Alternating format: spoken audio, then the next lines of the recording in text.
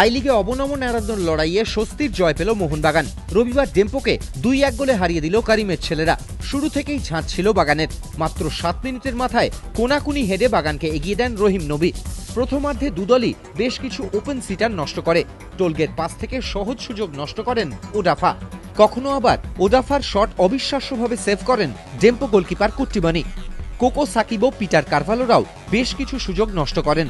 অন্যদিকে বাগান বক্সে একবার মেহরাজের বিরুদ্ধে হ্যান্ডবলে পেনাল্টির জোরালো আবেদন করে ডেম্পো। হাফ টাইমের পর 2 মিনিটের মধ্যেই বাগানের ব্যবধান দ্বিগুণ করেন ওডাফা ওকলি। জ্বর থেকে সেরে উঠে দুর্বলতা নিয়ে খেলেও কাজের কাজ করে যান নাইজেরিয়ান গোল মেশিন। তবে কল্যাণীর 40 ডিগ্রি গরমে দ্বিতীয়ার্ধে হাঁসফাঁস অবস্থা হয় ফুটবলারদের।